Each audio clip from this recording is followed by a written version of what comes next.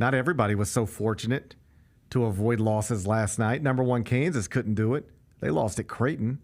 Number 2, Auburn couldn't do it. They lost at Duke. I took Auburn, didn't I? I think you did. I did. I took Auburn. Crap. That just occurred to me. You're not trusting buildings. I've been trying to You got to trust the building in college basketball. In college basketball, you got to trust buildings. You got to trust the building. That's a good point. It was evident all over the country last night. In Omaha, Creighton's building came through for the Blue Jays, the Creighton BJs. At Duke, Cameron Indoor came through.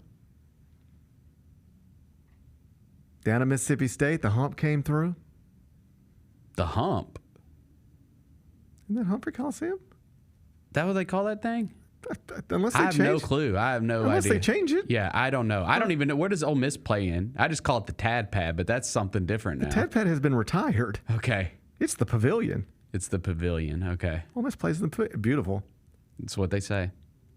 And that is the way every arena for college basketball teams should be built going forward. Like 9,000 or lower. Yeah, I agree with that. 9,000 or lower. Baylor did one. Texas did one. Those are the best college basketball arenas. Make them smaller. So the buildings were getting work done.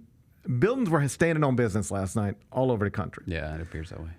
At Iowa State, another building making an impact, Hilton Coliseum. So the question becomes, all right, who's number 1 now? Because we don't often see number 1 and number 2 lose on the same day, although it did happen last January, but it's not a normal thing. So as somebody stupid enough to wake up every day and rank 26 basketball teams, you got a real issue on your hands here. Yeah. Because nothing is obvious. Sometimes number 1 loses, number 2 wins. That's easy. Just move number 2 up to number 1 and call it a day. Yep. But when you get stuff like what happened last night, it's a little more complicated. So let me walk you through it, and let me see if you accept my rationale for where I landed. So Kansas is number 1.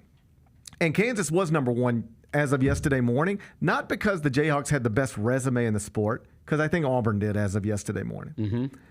But I had Kansas number 1 since April, and Kansas was undefeated, and Kansas had big wins.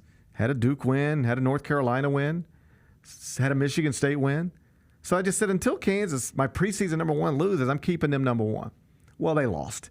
So now they neither are still undefeated, nor do they have the best resume in the country. So you can't keep Kansas number 1. So you move down the list. There's Auburn. Okay.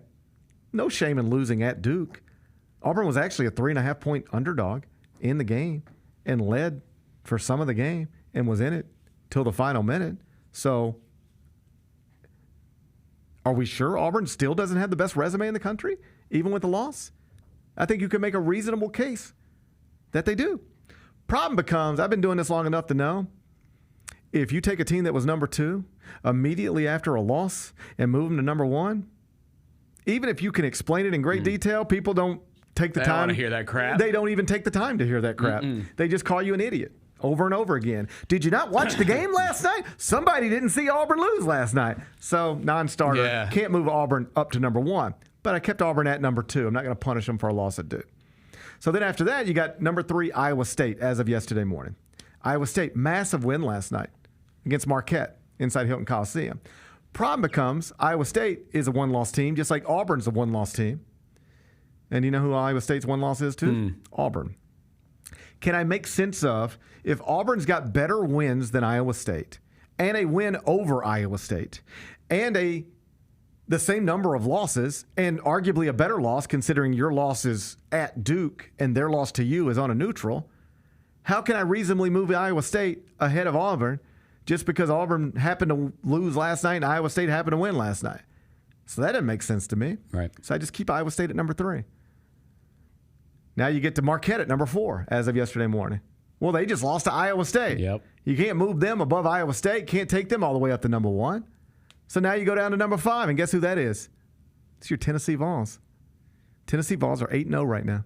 I noticed. They've won all 8 games by at least 15 points. They have wins over Baylor and Virginia and Louisville. They don't have the best wins in the country, but they got the most overwhelming victories in the country. They're beating everybody's brains in And if you were looking for right now a team to move to number 1 that was already in the range, that has a 0 in the loss column, and that has strong computer numbers, Tennessee right now number 2 at KenPom. The Vols are the best example of that. So Tennessee is your new number 1 in the top 25 and 1. The Gary Parrish Show, live weekdays at 10 a.m.